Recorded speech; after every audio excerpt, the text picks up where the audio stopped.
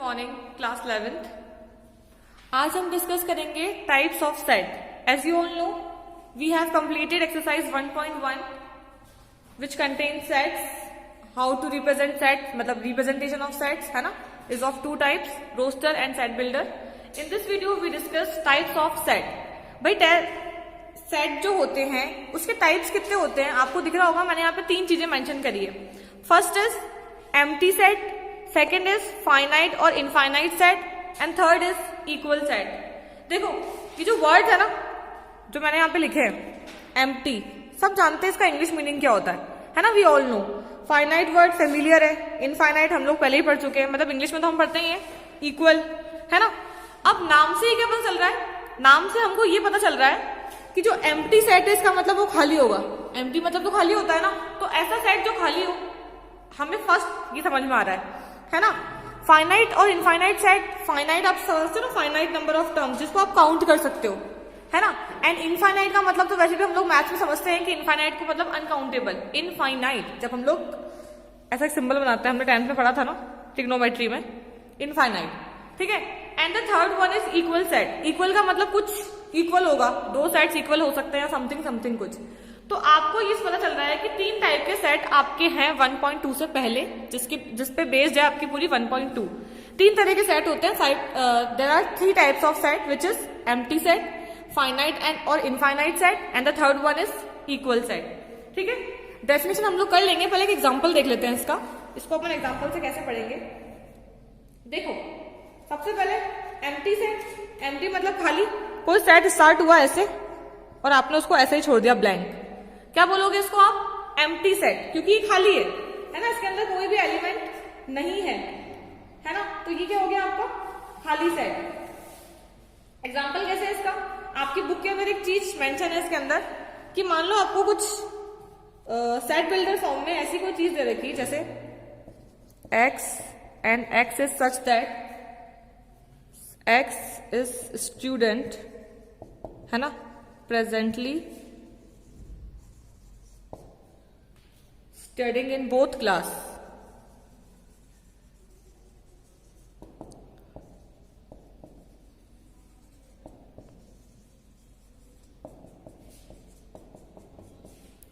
And 11th कोई ऐसे set, मतलब एक ऐसा सेट बनाओ बच्चों का, आपको ऐसा सेट बनाना है, ठीक है। ये स्टूडेंट का शॉर्ट फॉर्म लिखा है मैंने, जो प्रेजेंटली दोनों क्लास में पढ़ रहे हो, 10th में भी पढ़ रहे हो और 11th में भी पढ़ रहे हो साइमल्टेनियसली। अब आप ही बताओ कि ऐसी चीज पॉसिबल है कि कोई स्टूडेंट ऐसा हो जो 10th में भी पढ़ रहा हो और 11th में भी पढ़ रहा हो। नहीं, एक स्टूडेंट दो क्लास साइमल्टेनियसली कभी नहीं पढ़ सकता, ठीक है। तो ये सेट कैसा हो जाएगा हमारा एम्प्टी सेट, क्योंकि हम लोग एक भी बच्चे का नाम दे ही नहीं पाएंगे इसके अंदर, तो जो हमारा सेट है वो खाली ही रह जाएगा। This is called empty set. हम लोग कुछ ऐसा ही बोल सकते हैं इसको कि something which is not possible, कि ऐसी कोई चीज जो पॉसिबल ही नहीं हो। जैसे कि आपको बोल दें कि भैया एक वीक में 8 डेज लिख के बताओ, तो भाई एक वीक में 8 डेज पॉसिबल नहीं है, एक मंथ में 40 डेज नॉट पॉसिबल, तो वो किस में जाएगा, एम्प्टी सेट में, ठीक है। अब नेक्स्ट हम डिस्कस करेंगे फाइनाइट और इनफाइनाइट विद एग्जांपल। फाइनाइट मतलब मैंने आपको बताया कुछ काउंटेबल, जैसे मतलब मान लो आपने एक सेट ले लिया A और आपने उसमें एलिमेंट ले लिए 1 2 3, ये तो काउंटेबल है, ठीक है। और दूसरा आपको सेट बनाना है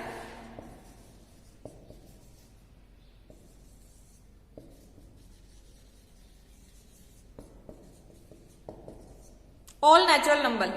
तो सेट तो हम लोग बना लेंगे, ऐसी कोई दिक्कत नहीं सेट बनाने में, लेकिन प्रॉब्लम ये है कि क्या वो सेट कौन सा कहलाएगा, तो वो सेट कहलाएगा हमारा इनफाइनाइट सेट, क्योंकि हमने ना जब 1.1 डिस्कस की थी तो ऐसे बहुत सारे एग्जांपल थे कि सेट ऑफ नेचुरल नंबर, तो हमने उसको सेट की कैटेगरी में रखा था, बट वो कैटेगरी कौन सी होती है, इनफाइनाइट सेट की, क्योंकि आप उसको काउंट नहीं कर सकते हो। तो इन शॉर्ट ये हो जाएंगे काउंटेबल और ये हो जाएंगे अनकाउंटेबल, ठीक है। लास्ट डिस्कस कर रहे हैं हम लोग इक्वल सेट। इक्वल मतलब ऐसे दो सेट जिनके एलिमेंट आपस में इक्वल हो, है ना, जो एलिमेंट है वो इक्वल हो। कैसे देखोगे, देखो एक सेट है आपके पास A, उसके एलिमेंट है 1 2 3 4, एंड आपके पास सेट B है, उसके एलिमेंट है 3 1 4 2। ऑर्डर चेंज है बट एलिमेंट सेम है, तो ये दोनों सेट आपस में क्या कहला रहे हैं, इक्वल सेट्स, क्योंकि एलिमेंट तो सेम है ना इसके एट द एंड। और हाँ एक और बात, अगर एलिमेंट रिपीट भी करते हैं, मान लो यहाँ पे कुछ ऐसा होता 3 3 1, जरूरी नहीं यहाँ पे 4 ही एलिमेंट हो या 5 हो, एलिमेंट सेम है, तब भी ये इक्वल सेट कहलाएंगे, ये नॉट इक्वल नहीं होंगे। ऐसे मत देखना कि 1 2 3 4 4 और 1 2 3 4 5 5, तो 4 और 5 इक्वल नहीं है, नहीं ये इक्वल है क्योंकि हमको एलिमेंट के बेसिस पे जाना है, नंबर ऑफ एलिमेंट के बेसिस पे नहीं जाना है, तो एलिमेंट हमारे यहाँ पे सेम है। एक बार इसकी डेफिनेशन देख लेते हैं। एम्प्टी सेट की डेफिनेशन मैंने लिखी है, a set does not contain any element, ऐसा सेट जो कोई भी एलिमेंट कंटेन ना करे, it is called empty set. और इसको अगर दूसरे लैंग्वेज में, दूसरे वर्ड में आप क्या बोल सकते हो, एम्प्टी को नल या फिर वॉइड।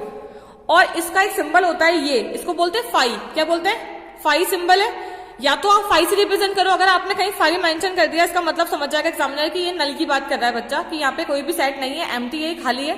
या फिर आप इसको ऐसे रोस्टर, खाली छोड़ दो रोस्टर को, ये रोस्टर बनाए एंड उसको ब्लैंक छोड़ दो, ठीक है।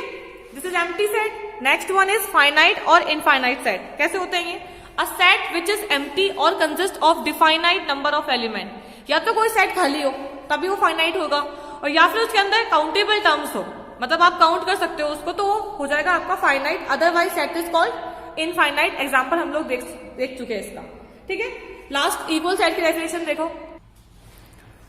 Two sets A and B are said to be equal if they have exactly same elements। अगर उनके एलिमेंट्स बिल्कुल सेम हुए, है ना, तो हम लिख सकते हैं इक्वल सेट है ये। और इक्वल कैसे लिखेंगे हम लोग? इजिकल्स टू का साइन लगा के A is equal to B। And हमारा जो सेट है, सेट टू बी अनइक्वल, वो अनइक्वल कहलाएगा अगर उसके एलिमेंट थोड़े भी डिफरेंट हुए, एक भी एलिमेंट डिफरेंट हुआ, उस केस में हम लिखते हैं A is not equals to B। और इसके एलिमेंट्स कैसे होते हैं? जैसे मैंने ले लिया सेट A 1 2 3, 3 एलिमेंट है। सेट बी में 4 एलिमेंट है, क्या ये सेम है? यस, क्योंकि नंबर ऑफ एलिमेंट मैटर नहीं करते हैं, एलिमेंट मैटर करते हैं। कौन से हैं? यहाँ पे 1 है, यहाँ पे भी है, 2 यहाँ पे भी है, 2 टाइम्स है, डजंट मैटर, 3 यहाँ पे भी है एंड यहाँ पे भी है। इसका मतलब 1 and B is equal set. समझ में आ गया आपको सारे सेट, है ना? 3 तरह के सेट है, और जो आपकी 1.2 है किस पे बेस्ड है, तो हम लोग 1.2 का फर्स्ट क्वेश्चन में देख ही लेते हैं। देखते हैं 1.2 भी इसी में डिस्कस कर लेते हैं, पूरी हो जाएगी फटाफट। चलो फर्स्ट क्वेश्चन देखो,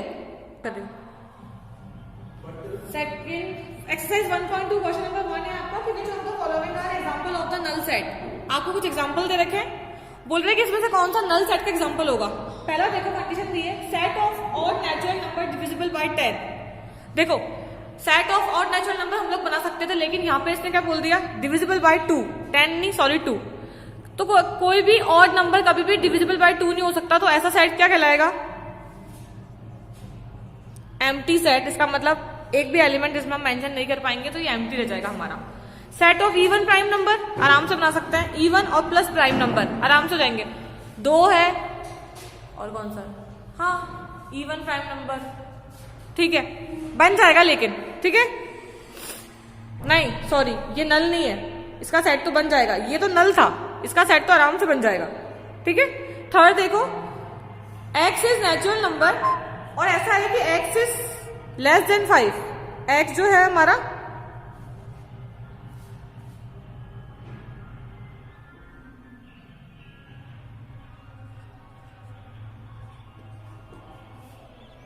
ऐसे बनेगा, ये जो भी बनेगा कि जो है ना हमारा x है वो 7 से बड़ा है और 5 से छोटा है, और ये नेचुरल नंबर है।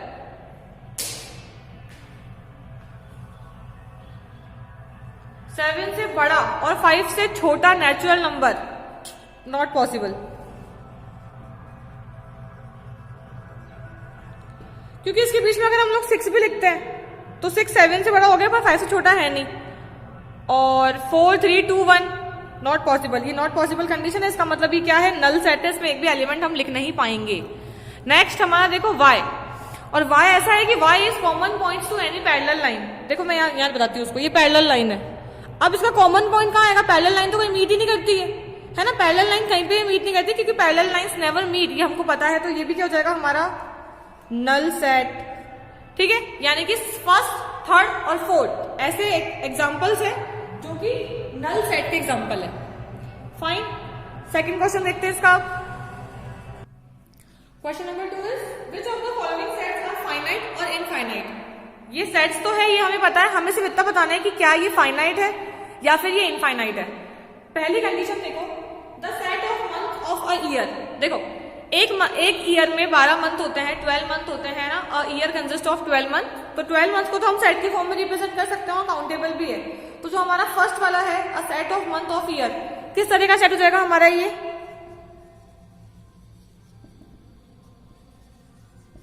Finite set. आप चाहो तो उसको लिख के बता देना शॉर्ट में, जनवरी, फरवरी, पूरा पूरा लिखना आप लोग,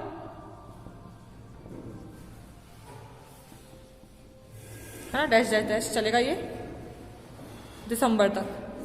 ठीक है, नेक्स्ट देखो, आपको 3 नंबर दिए उसने, 1 2 3 और फिर 3 डॉट है। तो क्या ये इनफाइनाइट है या फाइनाइट है? तो ये हमारा इनफाइनाइट है। क्यों? देखो,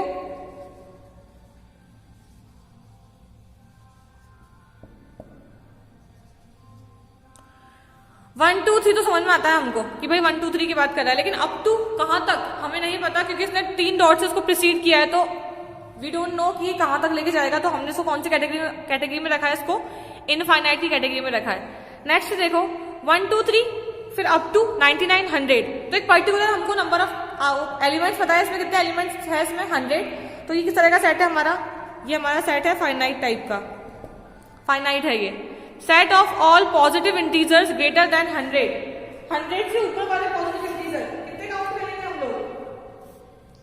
इसने 100 तक तो लिमिट दी है, लेकिन उसने ऊपर वाले पूछा है। 100 तक पूछता तो काउंटेबल होते, पर 100 से ऊपर तो हम लोग कितना लेके जा सकते हैं इसको? इनफाइनाइट। तो ये कौन सी कैटेगरी में आएगा हमारा? ये सेट है हमारा इनफाइनाइट टाइप का सेट है। और the last one is set of prime number less than 99। ये फाइनाइट है क्योंकि उसने प्राइम नंबर पूछे 99 से कम वाले, तो उसकी लिमिट है हमारे पास कहां तक की? 99 तक की। तो ये हमारा सेट कैसा है? Finite set. क्लियर है? आई होप कि आपको ये समझ में आया होगा कि what is finite, what is infinite. अब जो इसके 3rd 4th 5th 6th question है वो हम लोग नेक्स्ट वीडियो में कवर करेंगे। अभी फिलहाल आप इसकी प्रैक्टिस करना और एग्जाम्पल करना। Thank you, have a good day.